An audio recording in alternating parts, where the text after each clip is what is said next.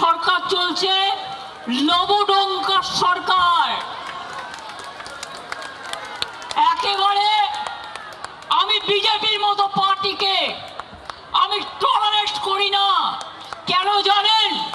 দিল্লি থেকে কলকাতা মানুষ দেখেছেন বিজেপি বিদায় যাত্রা। ভয় না পেলে, এই তোমরা একটু চুপ করবে, ভয় না পেলে ভয় দেখাবে কাকে? কত ভয় দেখিয়েছ? কোলাঘাটে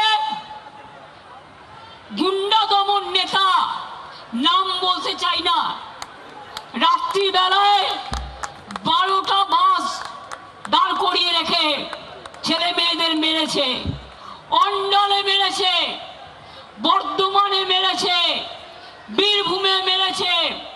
উত্তরবঙ্গের নেতাকে রাজগঞ্জে ডিটেন করে রেখে দিয়েছে। মনে রাখবেন, আমাদের প্রত্যেকটা লোককে যেভাবে ওরা হ্যারাস করেছে। কুণাল রাত্রে বেরিয়ে এসছে, কেন জানেন? আমাকে এসে বলল, দিদি ওরা সকালবেলায় বেরোতে দেবে না, আমার কাছে খবর আসছে। আমার বাড়িতে আমি বেরোবার কিছুক্ষণ আগে বিজেপির লুম্পেনরা মিছিল করছিল, ভেবেছিল আমায় আটকাবে। আরে আমায় আটকাতে গেলে আমার প্ল্যানই থাকে, প্ল্যান বি থাকে, প্ল্যান সি থাকে, প্ল্যান ডি থাকে।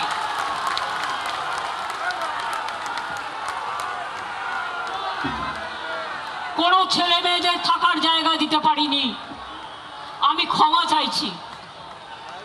কাউকে ট্রেনের টিকিট দিতে পারিনি, কাউকে একটা বাস করে দিতে পারিনি, একটা গাড়ি করে দিতে পারিনি। যারা পেরেছেন এসেছেন নিজেদের তাগিদে সোনার ফসল ঘরে তুলতে। আপনারাই সোনার খনি, আপনারাই নয়নের মণি, আপনারাই শহীদ পরিবারকে দেখবেন, রক্ষা করবেন।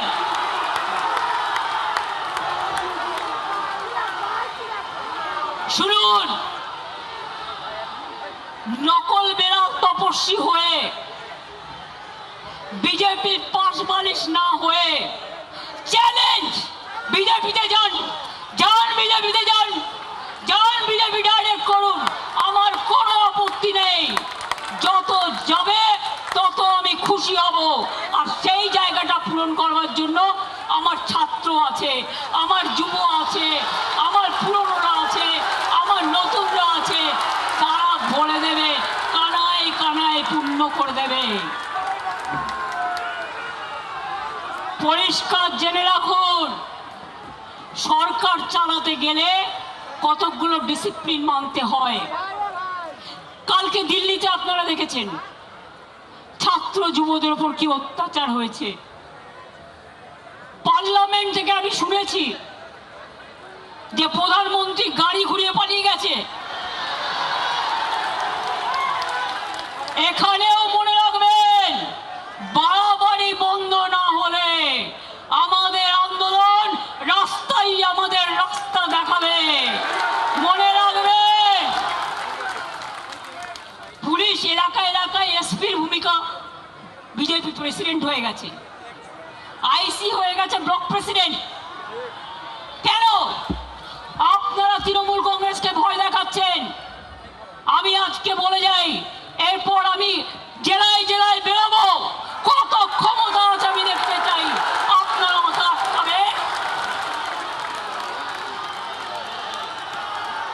আপনারা তো ইঁদুরের মতো বালিশের খোলে লুকিয়ে থাকেন, কখন বালিশটা কাটবেন। আর আমরা সুন্দরবনের বাঘের বাচ্চার মতো লড়াই করি, এটা আপনাদের সাথে আমাদের তফাৎ। পার্টি সিম্বলে জেতার পর বিজেপি যে কর্মীরা রক্ত দিয়ে জিতিয়েছেন, এমএলএরা জিতিয়েছেন, এমএলএদের জীবন দিয়ে জিতিয়েছেন, জীবনে তারা একটা এমএলএ হতে পারেনি, একটা কাউন্সিলর হতে পারেনি, একটা গ্রাম সভা হতে পারেনি, একটা পঞ্চায়েত সমিতি হতে পারেনি। তারাই মিছিল করে, তারাই মিটিং করে। আর আপনারা এত ভোগী, 2 মাস সহ্য করতে পারলেন না। এই যে চোর চোর বলে আমরা বেঁচে গেছি, চোরগুলো বিজেপিতে চলে গেছে। না, নেব না, একদম নেব না। কালকের অপারেশন কারা করেছে আমি প্রত্যেকটার নাম জানি। আজকেও মাননীয় আদালত, আমরা রাত্রির 12টায় কেস করেছি স্পেশাল হিয়ারিং এর জন্য।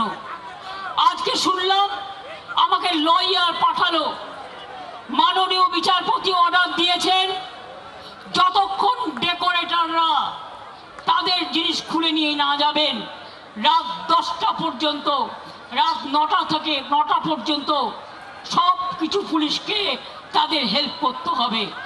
এবং আপনাদের আমি বলি, আমি কৃতজ্ঞতা জানাই, আমি যদি না বলি ভুল করব। সাউন্ডের কর্মীরা একটার পর একটা তার কেটেছে, ওরা দৌড়ে গেছে। ডেকোরেশনের কর্মীরা এত অত্যাচার করেছে, তারা তার কেটেছে, সব ভেঙে দিয়েছে।